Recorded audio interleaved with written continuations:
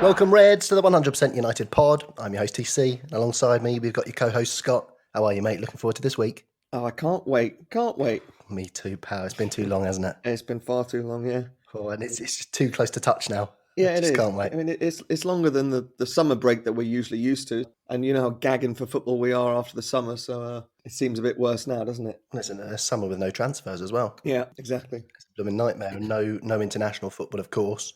And we never knew when it was going to end. Yeah, and no end to the season. Absolute nightmare. That's the worst part. Anyway, on today's show, we look back on a double friendly against West Brom, see if there are many clues ahead of the Spurs game this Friday. We look ahead to the Premier League restart, and as usual, trawl through the biggest Manchester United stories and transfer rumours. As we said, Scott, we're looking forward to it, but there's a bit of a scare, wasn't there, when the news leaked out that a Norwich player had failed a test and then played 15 minutes against Spurs. Yeah, definitely. But I think that it's probably a good test because I don't think it's the last positive test that's going to come through in the next 8 weeks, and we've got to figure out how to do something about it. Mate, I started sweating straight away. I was like, no, I can't. Not when it's this close. Yeah. And when we waited and it got this close, when it came out, I thought, no, it can't be happening. I actually thought the same with the Stoke manager when he came up positive and he was already in the ground. Yeah. It's a testing time, isn't it? It is indeed. Pardon the pun. As I said, we played a double friendly against West Brom. It wasn't a first team in either of the games. It was obviously split. It looked like it was almost a first choice attack in one game, the first choice defence in the other. We lost 1-2-1.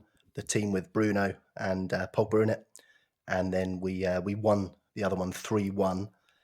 They drip fed us the blooming highlights as well, didn't they, mate? They did. They really are making us wait, aren't they? Dear me. Yeah, so technically that's 4-3 on aggregate, yeah? Oh, take it. Yeah, I'll take that. So we won another pre-season tournament. Let's see if that has any bearing on the actual season. Look, there was a few talking points. Obviously, we didn't see all of the highlights, all of the games. Look, Bruno Fernandes scored a penalty.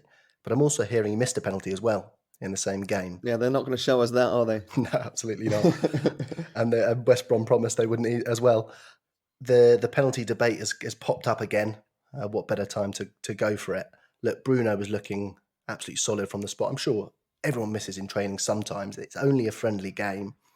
What's your opinion on it? I've been hearing that Rashford's going to be back on duty. That's the leak coming out. For me, I stick with Bruno. What about yourself? It's difficult because Bruno does have a pedigree of being, as they say, an elite penalty taker. Yeah. But the way he does it does wind you up. And I know that he's going to miss one day, and it's going to be because of that, right? He's going to score 10, and then he's going to miss one, and it's going to be because of his style that he's missed it. And I don't know. To be honest with you, at the moment, Marcus Rashford can do no wrong in my eyes. And you know, it's funny, I actually watched a recap of the season so far. And although he did miss one against Palace when he hit the post, he did put quite a few really good, dispatched a few really good penalties away. Yeah. Bruno was put on the penalty duty because he's been injured. And I think it might be something that they share. And yeah. But I mean, him and Pogba sharing it really didn't work very well, did it? No, not at all. We had that debate quite a while ago, didn't we? Yeah. I mean, Rashford's definitely the traditionalist penalty taker, isn't he? Mm-hmm. Hard and firm, somewhere near the corner. I mean, for me personally, I prefer the Eric Cantona style. Mm-hmm. You know, the let the keeper go and then roll it the other way, which is basically what Bruno does. Only Bruno does his mad jump before it. Mm-hmm. I mean, personally, for me, if I had to do my order, I'd have Bruno on it. I'd actually have Anthony Martial second. I think he's the second best penalty taker after Bruno, and then Rashford, and then Pogba in fourth with his long run up. To be honest with you, TC, I don't particularly care who takes them as long as we score them. You know what I mean? It really doesn't bother me. Yeah. What do you think though, in terms of if it comes down to a midfielder or a striker, would you always edge towards a striker just to keep his confidence up? Perhaps. But I think that Bruno's sort of a hybrid attacking midfielder that we haven't really seen since Scholesy. Mm-hmm. And to have a midfielder with 15, 20 goals is going to be pretty confidence evoking for everyone else. 100%. So it's 6 of one, half a dozen of the other, if you ask me. Yeah. What were your other takeaways from the West Brom game? I mean, looked like Luke Shaw was getting forward a lot again, won the penalty. Andreas Pereira obviously grabbed a lovely double. We had that lovely Pogba pass over to Bruno with a volley that went into the side netting. You obviously couldn't take too much away from those highlights. Any takeaways from you? I mean, nothing screams pre-season friendly like a couple of good Andreas Pereira goals. Maybe with no crowd, Pereira's going to lift his level a little bit. Never know, So it's going to affect some players, isn't it? Yeah, it will. But you know what, TC? I've obviously been refreshing my Twitter feed every day looking for Angel Gomez news, and some positive news came out last night that a deal, a £25,000 a week contract might have been reached. But if we try and, I think we should probably do it today, try and put together the team that we think is going to play on Friday. And we have a 9-player bench. Mm-hmm. And I was going through, we'd probably need a goalkeeper, obviously, a centre-back, a full-back. The other 2 central midfielders who aren't going to be playing, that's 5. Yeah. Icarlo and Greenwood, that's 7. And then you probably got Jesse and Pereira in there. And no space for Gomez, even with a 9-player bench. So I'm a bit worried about that. But I did get the impression, Scott, you didn't believe me when I told you that I had heard that he was edging towards signing. You know me, TC. I only believe a transfer when the player's standing there with the shirt. And it's the same. I'm only going to believe it when he's sitting there with a pen in his hand. It doesn't even need to be a contract he's signing. He could be signing a Beano for all I care. Look, one thing that definitely shone from the West Brom game and from the training videos is that Marcus Rashford looks very, very sharp, doesn't he? Indeed. He looks really razor sharp. He looks to have a few more skills up his sleeve. I'm sure you enjoyed Ted and Menji getting an appearance as well. Of course it is. Unbelievable. He's come on leaps and bounds, hasn't he? I did actually find it a bit weird that he did play like half the defence and half the attack. Yeah. Did you? I did, yeah. I think when you're playing a United 11 against a United 11, it makes all kinds of sense, doesn't it? Mm-hmm. Put your best right back against your best winger, etc., etc. But when you're playing West Brom in 2 separate games, and there's no television cameras that are not controlled by United, then it surely would make sense to put your skeleton first 11 for the Spurs game out, surely. You'd think so. I mean, at least have one centre-half in there. I found it a bit weird because, a lot these days is talking about how we make the attack and the midfield work so well together. But we've got a huge problem with getting the defence to work well with the midfield. We spend so much time dithering on the ball in defence and usually hitting it over the midfield because there's no options. And so I found it a bit weird that we weren't given a bit more time to try and get the defence and the midfield to gel a bit better. 100%. What do you think? It was great to see Eric Bailly back on the field with a bit of an outrageous mohawk going on as well. Looked sharp, didn't he? Looked sharp. He did up to his old tricks. I saw him afterwards. He had a mask on and he looked like a Batman villain. It was saying that. Have you been seeing what Axel's been wearing to training every day? Blooming, I thought we'd sign Aubameyang. Unbelievable, huh? I thought they were whisking a new transfer in every day, and it's Axel. Unbelievable. Aubameyang has only got 1 year left in his contract, so yeah. Look, the good thing is that our first choice defence, it just conceded 1, didn't it? Which was a top corner banger. It looks like that's going to be, Wan-Bissaka, Lindelof, Maguire and Shaw with De Gea in goal, unless we play a back 5 when all 4 will play anyway. Mm-hmm. I think that's one thing we can be certain of. Yeah. It does look like Martial and Rashford will play 2. The only thing, the massive question mark, but it's a good question mark now, not like the old days when we were scraping around for midfielders, is squeezing all those midfielders in. Now, what's been leaked this week is that apparently Pogba's going to be on the bench. He's going to start on the bench. Yeah, don't believe it. I mean, even if it's been leaked by the club, I mean, we can leak something that's not going to happen. Why would it be leaked?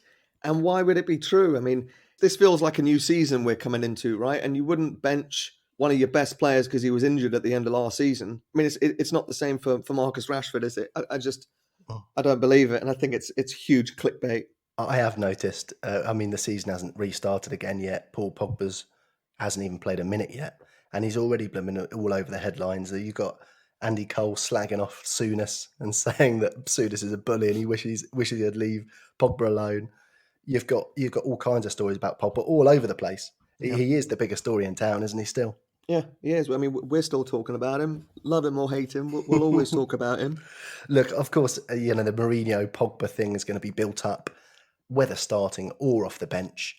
Pogba's going to have some fire in his belly for that one, isn't he? That's the thing. I mean, if it was against anyone else, you could maybe believe it a bit more, but you've got to think as much as we think Solskjaer takes players to the sides and gives them a word, you've got to think the same is probably true on the other side. and players maybe take Ollie to one side and say, listen, I got a bit of unfinished business with Mourinho here, and I really want to stick 5 past him. Do you know what I mean? Yeah, and I'm sure Ollie wants to as well, with the stories leaking out now that Mourinho has said that Ollie's out of his depth at United. That's what we're hearing. I mean, takes one to know one, doesn't it? You know what? I don't miss having a manager who throws so many barbs and so many unnecessary barbs at other people, you know? Yeah, and he went too far, didn't he, Mourinho, when he started comparing his European record with ours and stuff, with United's when he was our boss. Yeah. There's some stinking stuff in there at times. There really was. No, there wasn't there? It was by the end, it was almost unbearable. But yeah, look, we discussed that what might be the lineup last week, didn't we? And there's not really been any more clues. There's not really, you know, we're still where we stood after that friendly. We thought we might get loads of highlights and whatnot. I know Ole Gunnar Solskjaer loves to have a lot of prep time. He always says that when the team have, you know, a week to build up to the game, 2 weeks to build up to a game, they always feel very confident. So I'm sure he'll have a plan up his sleeve. What about on the Spurs side? Dele Alli is suspended for his racist joke. Yeah, that was it. Let's be honest. Yeah, it was. Just for the one game. Looks like Son and Harry Kane will be back in, but we've got Wan-Bissaka, haven't we, out there on the right? And our defence was flying, wasn't it, before the break? You got many fears with Spurs, mate. I mean, of course they were struggling before the break, and now rejuvenated by the break, like everyone feels they are. Have you got any fears going over there to London? A little, you know, they're a good team, and I think every team in the top half of the Premier League can really give us a good game. You know, saying that every team in the Premier League can give us a good game if we're honest. Yeah. And you know, if you look before the shutdown, they were patchy in form, but I think Lloris broke his elbow or something like that, dislocated his elbow, and he was out for months. Yeah. And he had only come back in the last couple of games, so he's going to be back to full fitness now. So they're definitely going to have that strength.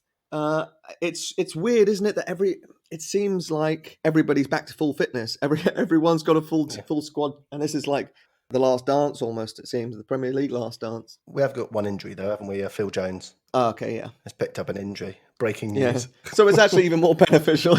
I'm sorry. I mean, God, I mean, the injuries and Phil Jones is a never-ending story, isn't it, dear me? I mean, he's either dishing them out or he's getting injured himself. It reminds me of myself, to be honest. Yeah. Or he's so clumsy. Yeah, but you know what? With the squad we got now, you'd have to. I do hope we take it to Spurs. I don't really want to see 5 at the back with a 3 in midfield and then 2. I'm worried about that. You think it might happen? Yeah, I do. Yeah, me too. I do. And the only reason I'm worried is because we have 5 central midfielders, and I know if we play 5 at the back, we're only going to be able to play 2 of them. And always playing against Mourinho's teams, midfield is the battle, isn't it? Yeah. So we need to win that. We can play 5 with 3 and 2 up top, can't we? Yeah. That's the other option. Play Rashford and Martial, and then possibly Bruno, Fred and Matic, if Pogba's not going to start. But I personally would start Pogba. I think we've got to go for it. We've got 9 games. Yeah, I think we have to. Yeah. I think we've got to see what level we can get out of Pogba and Bruno. Apparently they're working well in training, getting on well in training. And I think we just got to give it a whirl, surely. I mean, it's a small mini season. Pogba's thrived in tournament conditions before. I say let's roll the dice and go for it personally. Of course.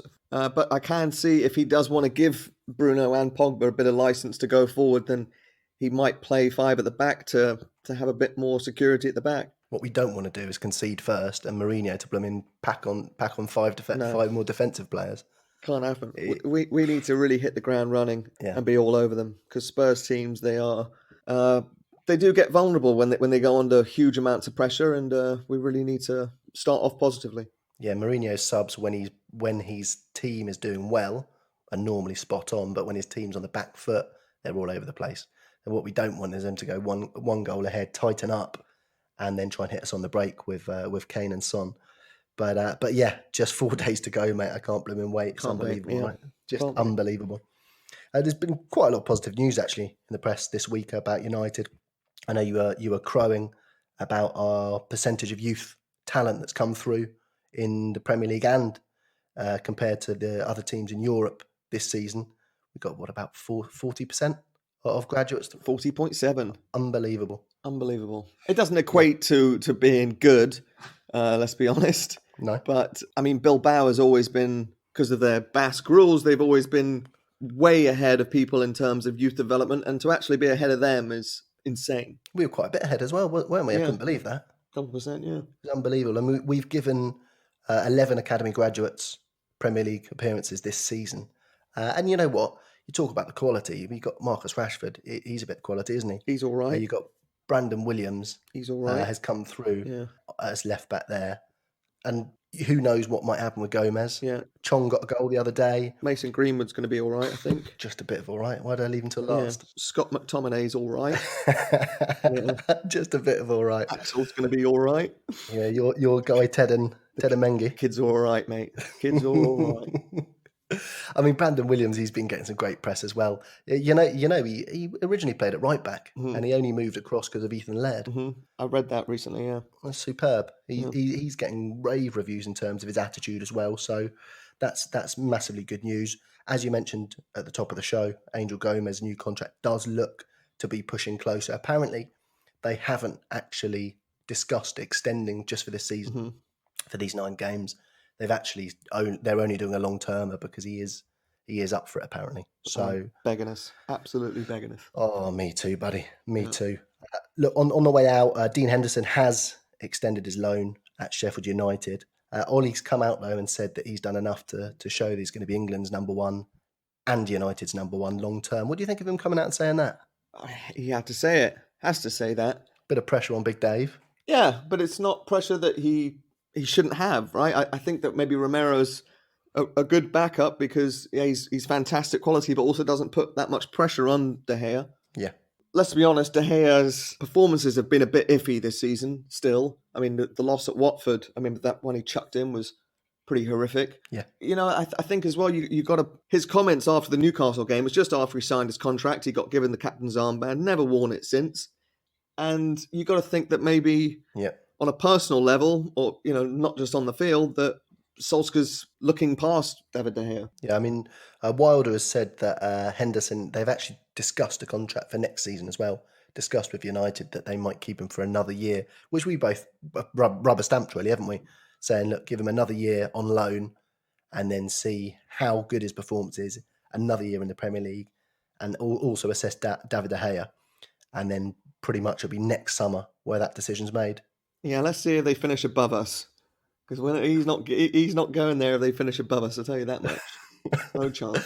What do you think? I mean, I think we've done the right thing letting him go there for the next 9 games. It would have been a bit crass, wouldn't it, to call him back now? It would have been terrible. Yeah, awful. I think it would have been a bad look. And we have dealt with this break pretty well. We've come out of it smelling with roses, really.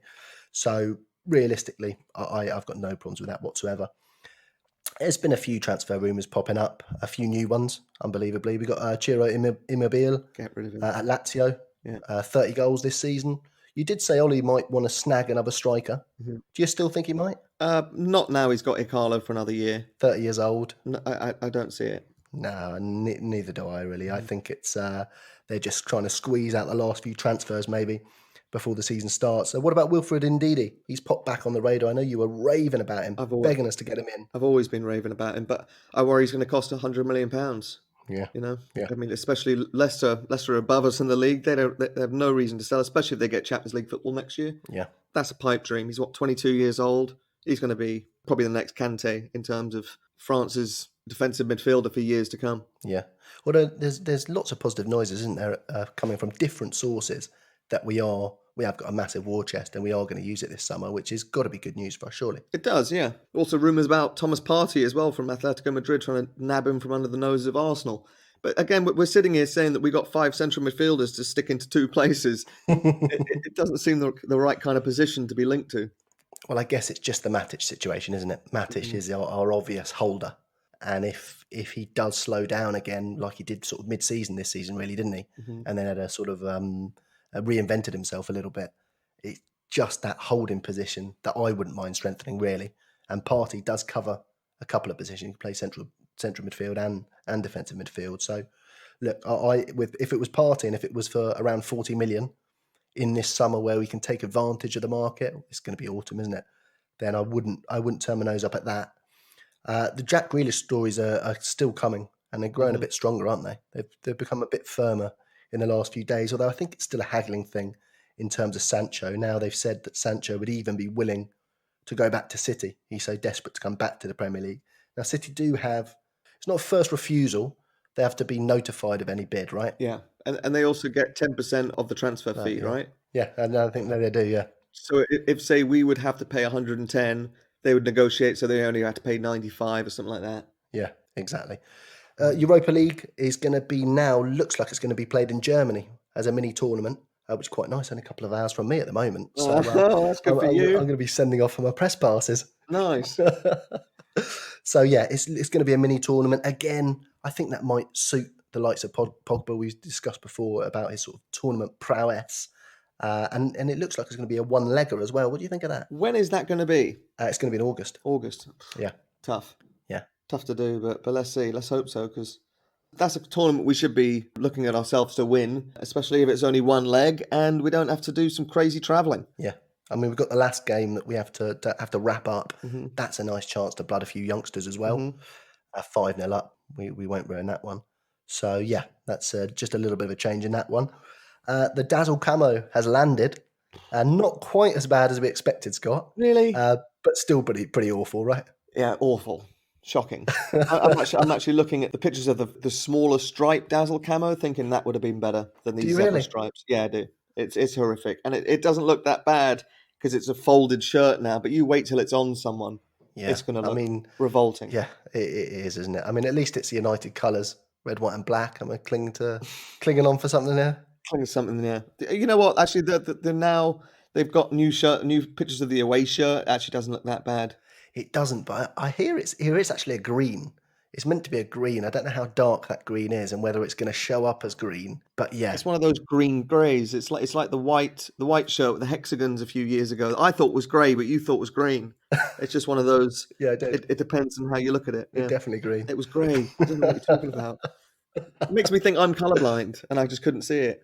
You know what? Yeah, it was. I think that it does look better than the thinner stripes.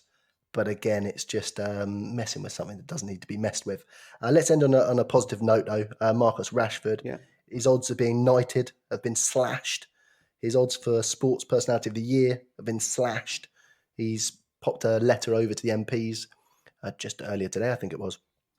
Just, not stopping with the 20 million he's raised, not stopping with the 3 million kids that he's getting meals that wouldn't be getting meals in this time. He's really shining at the moment, Rashford. So proud of him at the moment, I must say. He's just a wonderful human being. And, in a day and age where footballers want to flaunt their money and show what they've got and how many Lamborghinis they've got, here's someone who has no problem standing up and saying the troubles he's been through to get here. And I'm just immensely, immensely proud of him. And, he's fast-tracked his way not only for knighthood, but for the United captaincy for me. And I think to have someone who, as I say, he's a diamond in the dust, isn't he? Yeah, I mean, it was a bit of a tearjerker, that letter. I must say, it was just, just talking about. He was just basically saying that he would have been in this time.